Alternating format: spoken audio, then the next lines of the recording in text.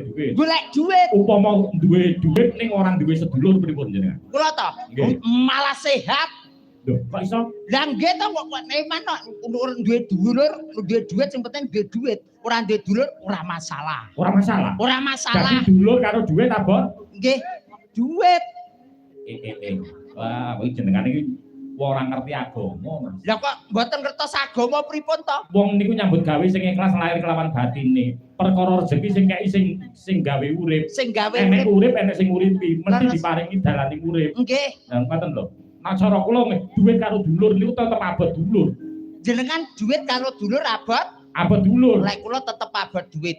Lek jenengan abot dulur, bar wayangan ngeten iki jenengan abot dulur apa abot duit? Yo abot dulur lho, Mas. Dulur sing kuwahi duit. Ngono lho, Mas. Wong jebule duke mau gur padha wae ning ngingkil-ingkilan ngantek nyepotne kucir. Lah nggih carane jenengan gagas ngaten nggih. Jenengan matur teng warga masyarakat ing Tunggur. Nggih. Dongakne. Niki nggih kula dongakne muga-muga sedulur Tunggur menika sedaya manggih kawilujengan, Nggih. kebagas warasan, Amin. selamat donya, Amin. selamat akhirat. Amin. Muga-muga sak bibaripun bersih desa sedaya manunggal rasa manunggal tresna ngerti marang budaya, ngerti mala sanak lan seduluripun. Amin nggih. Nggih. Wah, tenang. Suarane barang mirip ya Tin ya. Nggih. Semarang aja. Tenang cang gunung kita ora masalah. Nggih. Pokoknya nggih. Yen niku nyambut damel teng mriku nggih. Nggih. Riyen teng lapangan, Nggih. kali kula riyen. Lek Nggih. mriki, Nggih. lek kula mriko. Oh nggih. Lek mriki nembe niki kula. Nggih. Lek kula lek biasane ben malam minggu niku kula teng kidul niku. Teng kidul mriku kula. Napa tanggapan? Alah mboten. Lah napa? Alah ngopi ning Jong Banteng ngono. Saking kok wis ngerti Jong Banteng barang to iki. Lah wong kok nggih kali jenengan ngoten lho. Nah, Kok ya rumangsaku.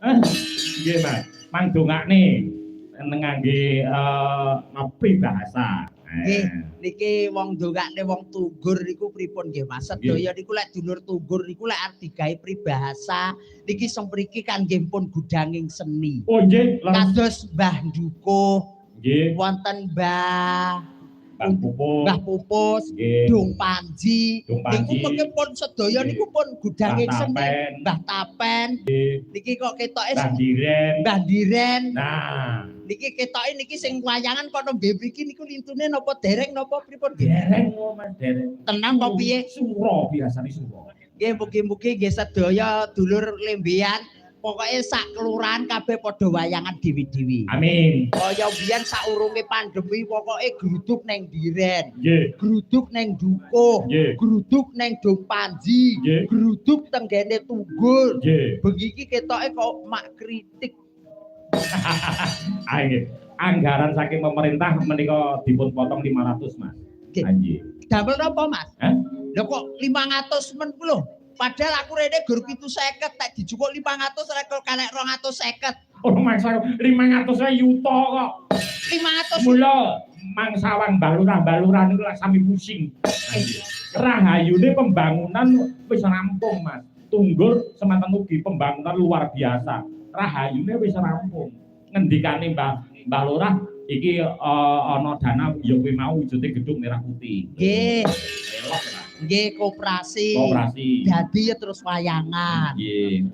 Tenan kok ya kabeh saiki ning nggone negara Indonesia iki wis dimakmurne, Mas. Nggih. Arep pengin tetukon sing wis dienekne koperasi. Nggih. Bocah esuk awan komplikian biyen dadak gawakne sangu saiki wis eneng MBG. Nggih. Kula enek bocah sing kurang mampu ya wis disokong saka pemerintah. Mas, Nggih, pripun? sing sowan mriki mboten ngemungake piyai Jawa, Mas. Nggih, Nggih. leres. Nggih, niki malah wonten piyai saking Sulawesi, Mas. Sulawesi. Saking wah, mriki kula tepangke. Dalu niki wonten to? Oh, wonten. Wonten. Nggih, dijumenenge nggih. Nggih, moga. Moga. Ojo dimlerai, Cok. Yo. Moga. Ya, kok tenan adok.